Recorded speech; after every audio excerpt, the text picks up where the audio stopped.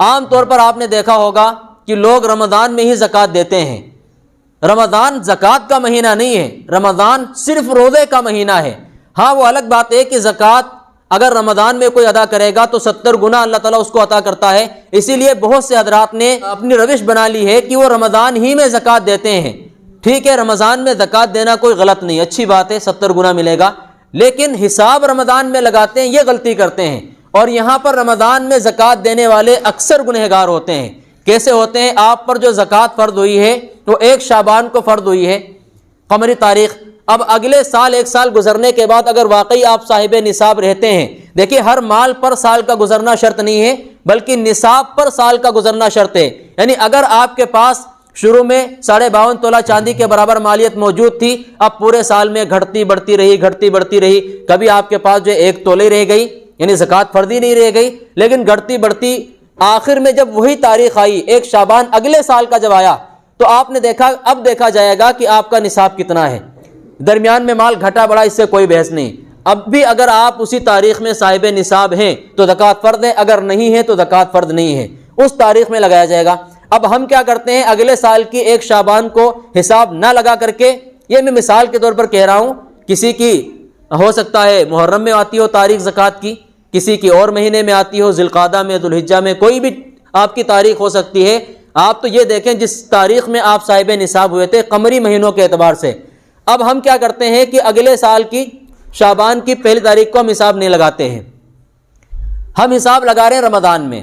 اب کسی کے پاس شعبان کی 1 تاریخ میں، مثال کے طور پر بتا رہا ہوں، کسی کے پاس شعبان کی 1 تاریخ میں 10 لاکھ روپیہ تھا، زکوٰۃ فرض تھی اس پر۔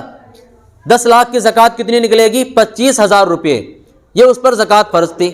اب اس نے اس تاریخ کا حساب نہ لگا کر کے رمضان میں حساب لگا رہا ہے۔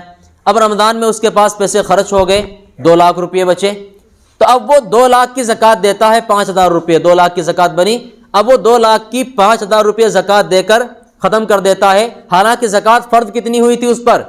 25,000 روپے فرض ہوئے تھے، 20,000 روپے وہ زکوٰۃ کے ادا ہی نہیں کرتا اور نہ اسے پتا ہوتا ہے کہ مجھے یہ دینے ہیں۔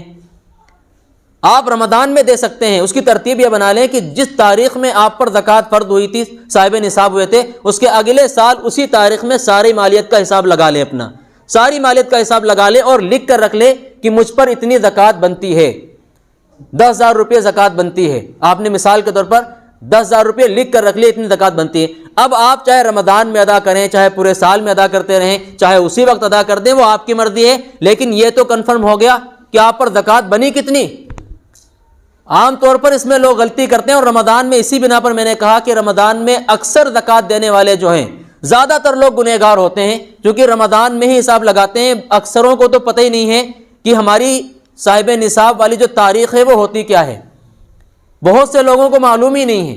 ایک تاریخ اپنی اگر کسی کی متعین ہے تو بہت اچھی بات ہے، اسی تاریخ میں ہر سال آپ پورے اپنے مال کا حساب لگا لیا کریں، لیکن اگر کسی کی تاریخ متعین نہیں ہے تو وہ چاہے رمضان کی تاریخ متعین کر لیں، ایک تاریخ متعین ضرور کر لیں، کوشش یہ کریں کہ دیکھیں وہ صاحب نصاب جب ہوئے تھے اس دن کیا تاریخ تھی۔ لیکن اگر اس کا پتہ نہیں چل رہا تو آپ کوئی بھی ایک تاریخ قمری مہینے کی، چاند کے مہینے کی متعین کر لیں کہ اس تاریخ میں مجھے حساب لگانا ہے۔ اور چاند کے مہینے کی جو تاریخ وغیرہ ہے ان کو بھی پتہ کر کے رکھنا چاہیے، کیونکہ اسلامی جتنے بھی اللہ تبارک و تعالیٰ نے فرائض رکھے ہیں، شریعت میں حکم رکھے ہیں، احکام وغیرہ، وہ سب قمری چاند کے مہینے کے حساب سے چلتے ہیں۔ اور ہمیں انگلش کی تاریخ تو معلوم ہوتی ہے، شمسی تاریخ، لیکن قمری تاریخ کا پتہ ہی نہیں ہوتا۔